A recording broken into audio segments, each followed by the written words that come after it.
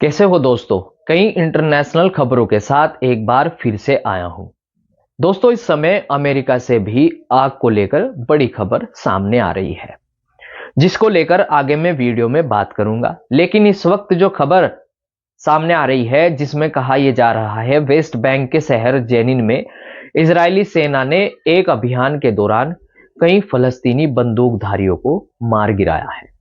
खबर यह भी है गाजा के अंदर सहायता एजेंसियां खान पान की चीजों को बढ़ा रही है, बेकरियों को भी फिर से खोला जा रहा है, अस्पतालों की सुविधाओं को भी बढ़ाया जा रहा है। जिस तरह से गाजा और पूरे फलस्तीन में हुए इजरायली हमलों में काफी नुकसान उठाना पड़ा, लेकिन इस बीच हुए युद्ध विराम में नागरिकों को राहत प्रदान की जा रही है। लेकिन इजरायली सेना की ओर से अभी भी वेस्ट बैंक के कुछ हिस्सों में हमले जारी रखे हुए हैं। लेकिन इजराइल और हमास युद्ध विराम होने के कारण कहीं ना कहीं अब फलस्तीन के सभी हिस्सों में राहत प्रदान की जाएगी, ताकि फलस्तीन में फिर से खुशहाली आ सके। लेकिन इधर खबर यह भी सामने निकल कर आ रही है, यमन ने इजराइल के खिलाफ हो रहे हमलों के अभियान को रोक दिया। वो अब इजराइल के खिलाफ कोई अभियान नहीं चलाएंगे, लेकिन यमन ने यह बात भी साफ कर दी है कि लाल सागर में अपने अभियान को इजरायली जहाजों के खिलाफ चलाते रहेंगे, यानी कि इजरायली हवाई जहाजों को निशाना बनाने के लिए चलाते रहेंगे। अपनी अगली खबर की ओर बढ़ते हैं। कैलिफोर्निया के जंगलों में लगी आग में काफी नुकसान हुआ, कई घर जलकर राख हो गए। फायर फाइटर भी आग पर मुश्किल से काबू पा रहे थे। आग के कारण पूरा हॉलीवुड हिल जलकर राख हो गया। लॉस एंजलिस में लगी जंगली आग में कई हॉलीवुड सितारों के घर भी जलकर राख हो गए। आग के कारण कई लोगों ने अपनी जान भी गंवा दी।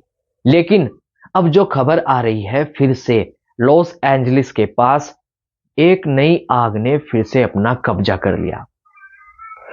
खबरों की माने तो आग ने तेजी से फैलना शुरू कर दिया। बताया यह जा रहा है कि यह आग बुधवार को कई घंटों में लगभग 10,000 एकड़ से अधिक हिस्से में फैल गई है, जिसमें आग लगने का मुख्य कारण हवा और सूखी झाड़ियों को बताया गया है। वहां के अधिकारियों ने आग पर नियंत्रित करने को लेकर विश्वास दिया है। दोस्तों, जैसा कि आप सब जानते हैं, अमेरिका अभी भी आग से जूझ रहा है। लॉस एंजलिस में भारी नुकसान देखने को मिल रहा है। घर किस तरह से जलकर राख हो गए, लेकिन खबरों की माने तो एक नई आग ने फिर से जन्म ले लिया है, जिसको लेकर चर्चाएं काफी तेज हो गई है। दोस्तों, गाजा के लोग राफा लौट रहे हैं और हमलों के दौरान टूटे घरों को तलाश कर रहे हैं।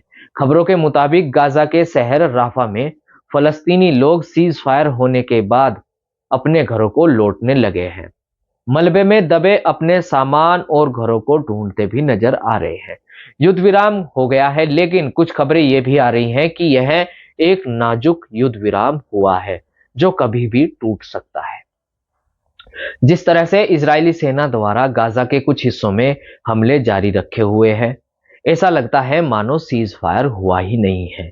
लेकिन खबर यह भी है कि ट्रंप के एक दूत ने कहा है कि वह युद्ध विराम की निगरानी के लिए गाजा जाएंगे और वह संघर्ष विराम का अनुपालन सुनिश्चित करने के लिए गाजा पट्टी में उसके आसपास तैनात जो निरीक्षण करने वाले दल है, उनका हिस्सा बनने के लिए वह क्षेत्र की यात्रा करेंगे।